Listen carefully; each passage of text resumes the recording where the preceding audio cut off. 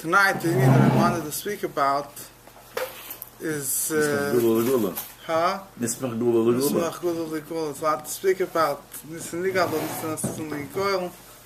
But what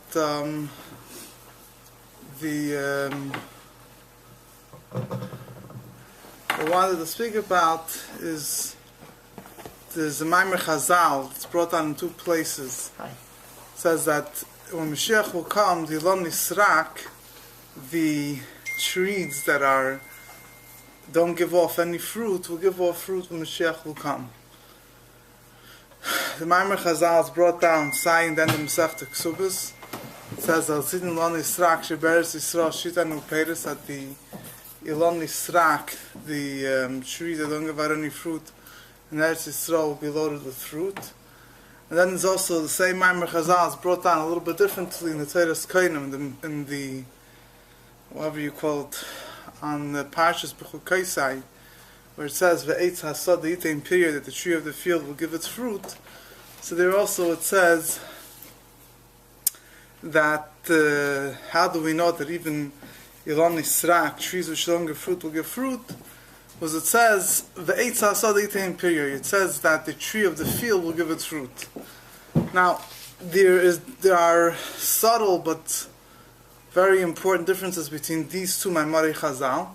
First of all, one Maimer Chazal says that it's going to be the Elon Nisrak that in Eretz Yisrael. Another Maimer Chazal says that it's going to be the trees that don't give fruit. In general, it doesn't make a distinction between Eretz Yisrael and not Eretz Yisrael. There's also a difference in the Lashon. The Lashon is that the trees in Eretz Yisrael sheyit anu peres. They'll be like laden with fruit. The Lashon in Teres Koinim is Hasidim Elon Nisrak, that Yitnu Peres, they'll give fruit. It doesn't say Oisim Peres, they'll give fruit. It doesn't say they'll be laden with fruit.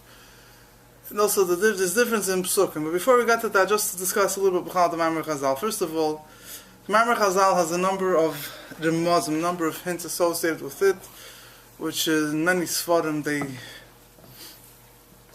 discuss it, and it's a famous remez that Elon Nisrak, a person, what is the deeper meaning of trees that don't give out fruit? So one of the simple hints is that human beings are compared to trees. Ki adam eitz hasada. Pasuk says that a person is a tree of a field. So there's two different types of people. There are people that are Elonis, they give fruit. What are fruits? So the Gemara says that what are fruits? Fruits are mitzvahs. Fruits are the accomplishments of a person. So there's certain trees, people that are Talmidei Chachamim, they learn Torah, they have fruits, they have mitzvahs. There's other people that are, you might consider them Elonei Srak, you might consider them second-class citizens, as we say. Trees that don't give fruit, you can use their wood for lumber, you can use their the certain other things you could have from them, but they themselves don't give fruit. So Elon Nisrak will give fruit, mean that even those trees, even those people that are Amei Haaretz or not learned, whatever, they'll also, they'll join along the crew. On a more deeper level, it's explained that the Pasuk says, how do we actually see in the Pasuk, and Parshas B'chukaisai, that Elon Nisrak, trees which don't have fruit will give fruit. So it says, Ve'etz hasad yitain period, the tree of the field will give its fruit. How do you see from that Elon Nisrak, the trees that don't have fruit will give fruit? Tree of the field will give its fruit. It sounds like a pretty, simple statement that there's no hints over here. But one of the things that says, Eitz hasad, the tree of the field. So a field is a place where you have, we're not talking about an orchard. The orchard is called a pardes, whatever. A field is a place you have. It means, like the forest, like open areas. You have trees that are stam drengzich, stam growing around, which are primarily don't have fruit. So ve'etz hasada, the tree of the field, will give its fruit. Not just the regular trees that you cultivate that give fruit, but even eitz hasada. So there's the hint that this goes, Elon Nisrak or Sada goes on Klippas Noiga. How we know that Sada, the field, is associated with Esav ish Sada. Esav is considered the man of the field. We also know that you have in the Maimorim of Chodesh Elul, in the concept of Melech Basada, that there's a Ir, a Sada, and a Midbar. There's a city, there's a field, and there's a desert. A city represents where human beings dwell, spiritually represents the place where godliness dwells, are matters of holiness. A field represents a place where people don't dwell, but nevertheless, the things that grow from the field are used for human consumption. So it represents, Klipas Neged, represents matters of the world that are not holy, but not, impure. They're mundane. You can use them out for holiness as well. So that's what the field represents. The desert represents things that are completely prohibited, things that are completely impure. So the Eitz Hasad, the Eitz Imperiya, means that then, even trees that don't give fruit, or which represent Klipas Noigar, if you want to use the Ramaz in the word Sada, the field, the level of the field, which is like borderline, it's, matters which are mundane, that are not holiness, but not the opposite of holiness, that will be transformed completely to Kedusha, will also give fruit, will become part of Kedusha. Similarly, this is the general gist of what these Ramazim, or the hints that are associated with this Maimer Chazal. Nevertheless, the Rabbi points out that this Maimer Chazal cannot be understood only as a hint, only as a remez, because the Maimer Chazal, in the context that is brought down in the sources, in the Gemara, in the Teres Koyanim, it's clear that it's talking about things that will happen in actuality. For example, this Maimer Chazal, that all fruits in Eretz Yisrael will be laden with fruit, is brought down in the Masechta Ksubas. Then the Masechta Ksubas speaks about a number of different things that will happen before Moshiach comes, whatever, which talking about regular physical things. Talmidei Chacham will be fighting with each other, unfortunately. It's another similar case of the Mashiach that we see. El Harb is just mentioning it.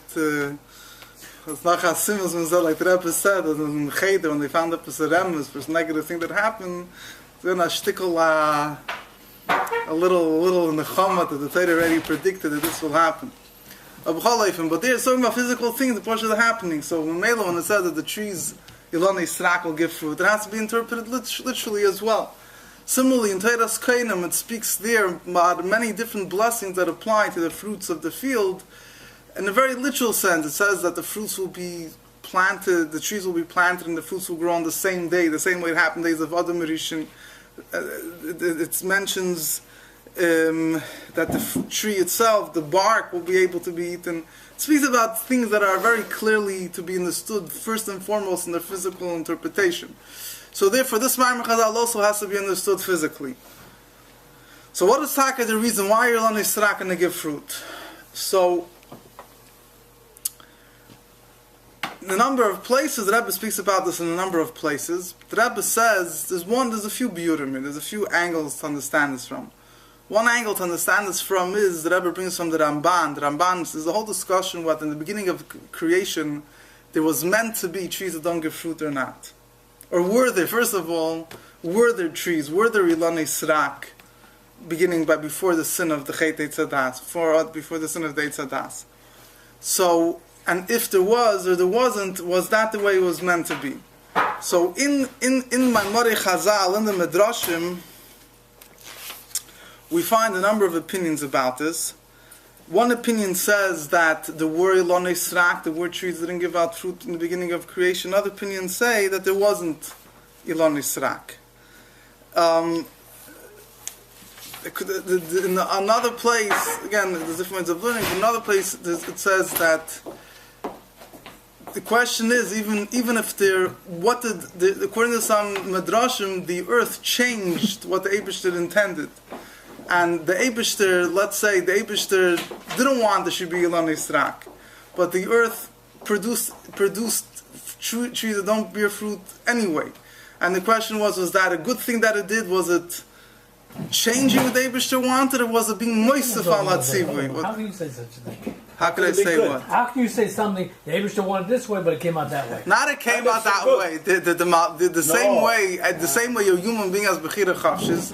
So it says that the malachim, everything that grows, has a malach that's memuna, that's in charge of it. So the malachim decided that this is the way they're gonna. Well, that says clearly that eitz is a pri, that the eitz was supposed to also be eaten. Right. That says clearly, and they got. So who changed? The tree itself couldn't change. It's the malach that's memuna on it. But to say that Hashem didn't want it and it was good, that's not just that Eibishter didn't want it. That's a strak. The question is if the Eibishter said that the Chaytzi Aretz. The Chaytzi Aretz Eibishter wanted. Sure not. And the whole Tachlis of Oilum has the ganze Sache is that so sein the ganze Sache. I don't want to get lost. There's a number of days here whether if there was or there wasn't, or even if there wasn't.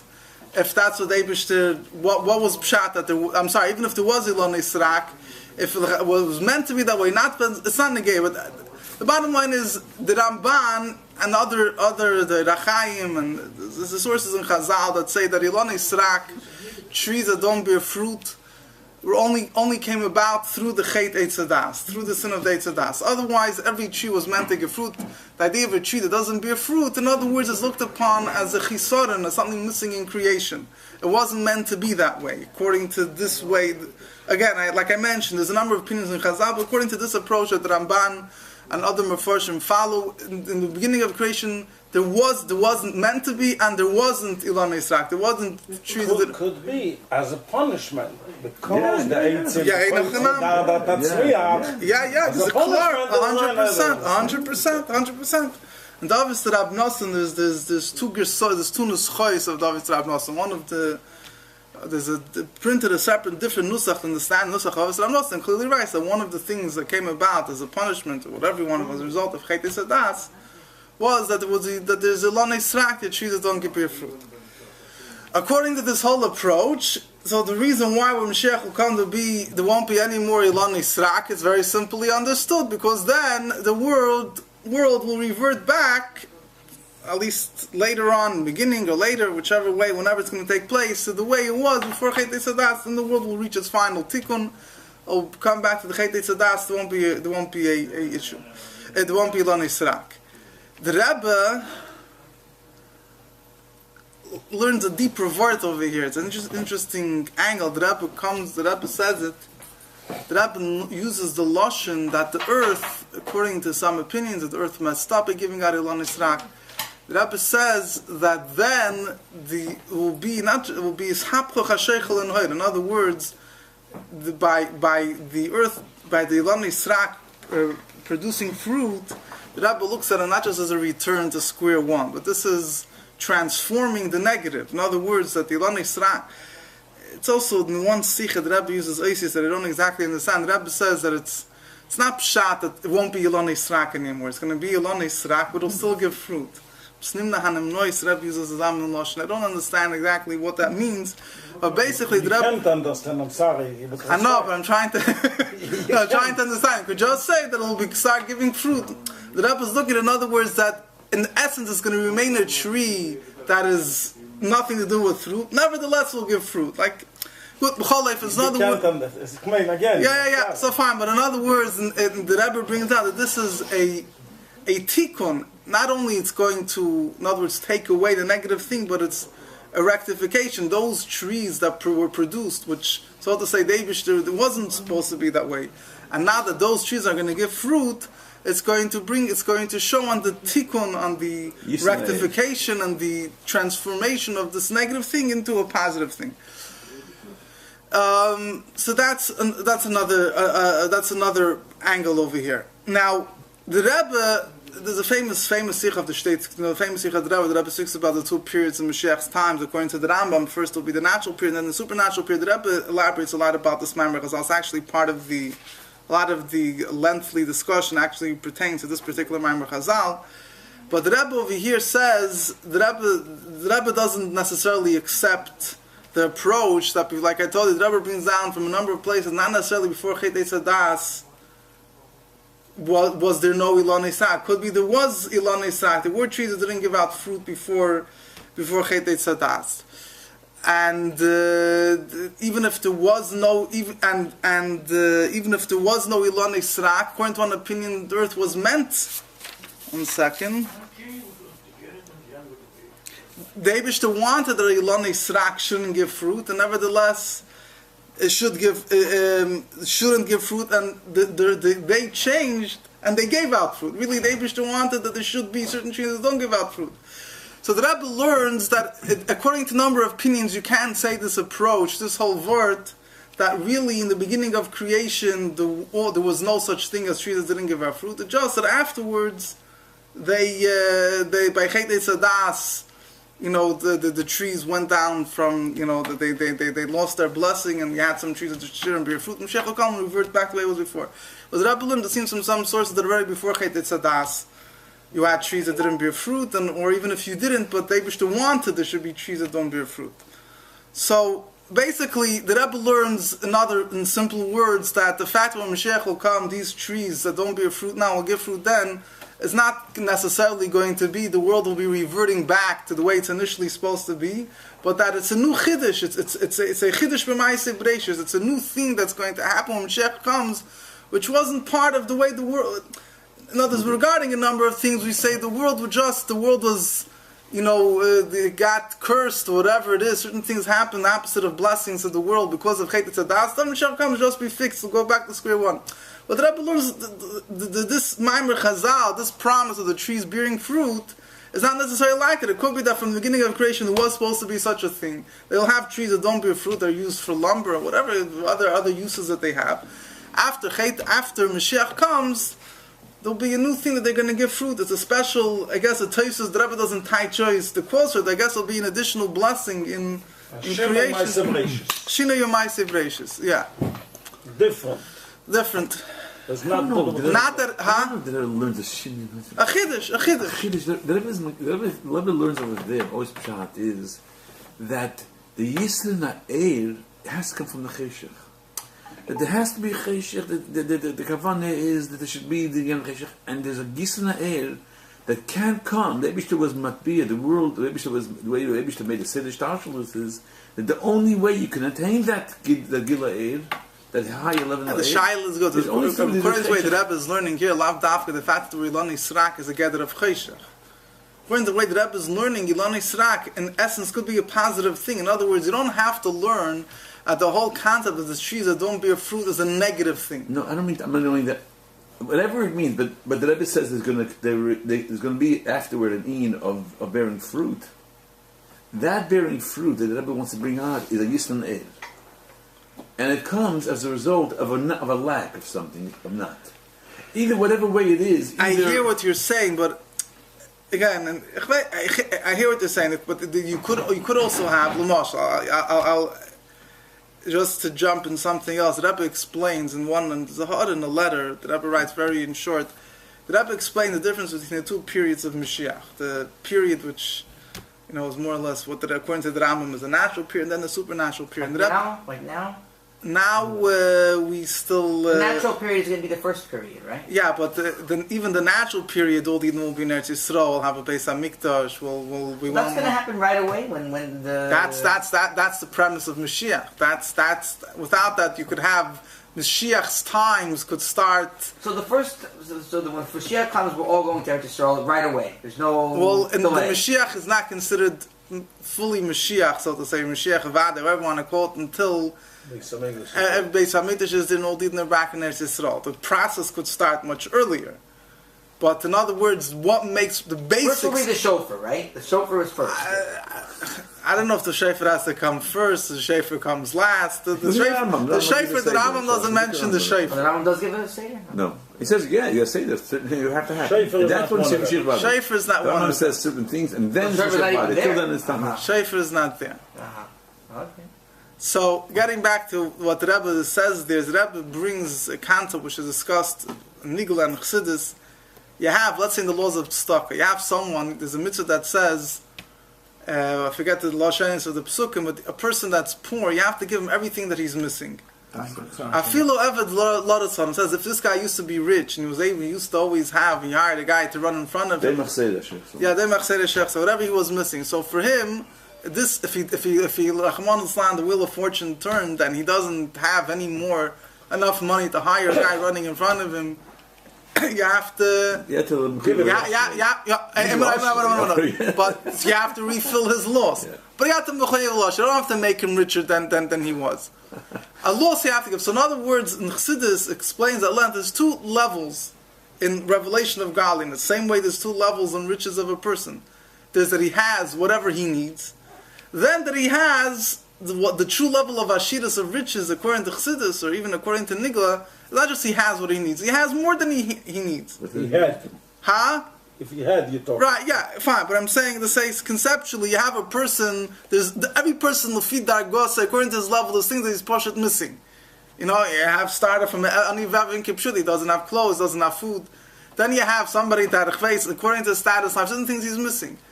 Then you could have, but then, in his level, what's Ashiras for him, if he's missing something and you're giving it to him, that's not called riches. That's just called, they have a Musa, people live comfortably, he's not rich, he lives comfortable. A rich man, the true idea of riches, is not fulfilling a need that he has, but it's Ashiras. So Mela, the Rebbe says, the first level of Yemaisa Mashiach is the first kuf of Yemaisa Mashiach is al derech, the darga of Deimach Seder Sheyech Saloi, that we're fulfilling any need, any lack that there is in creation in the Jewish people, whatever, in whatever sense it might be, physically, spiritually, has to be fulfilled. But the level of Ashiras, in other words, there's an unlimited supply or unlimited levels of happiness or riches, physically, spiritually, whatever it is, that are beyond what you need, that not coming to fulfill any lack. That's not what the first period is. That's what the second period is, a level which is not just to fulfill a lack. It's Ashiras. So what I'm trying to bring out with this whole thing is that there's certain inyonim in Teva, the way the Eibusher set up the world, that are okay the way they are. Later in the second period of Mashiach, there'll be a chiddush for Ma'aseh Bereishis. Things in the world will be beyond the way they are. In other words, the way the Eibusher created the world is a perfect world.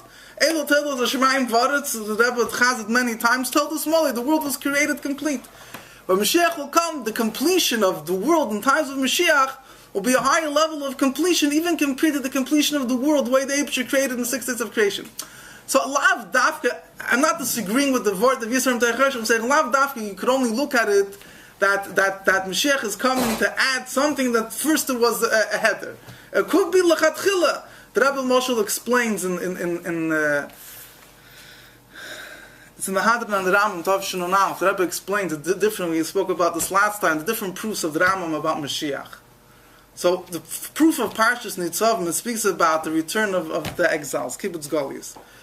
Then the second proof, it speaks about Arei Miklat, or the third proof, whatever. Or Bilam, however the Rebbe discusses Bilam, however you want to learn Bilam, whatever. But some of the proofs of Mashiach, we're talking about Yidden are exiled.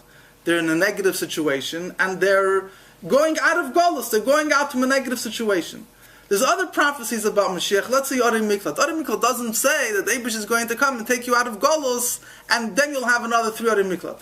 The whole way how the Torah presents Arei Miklat, we're not talking about an exile, we're not talking about anything negative. We're talking about an additional level of positivity, an additional level of abundance.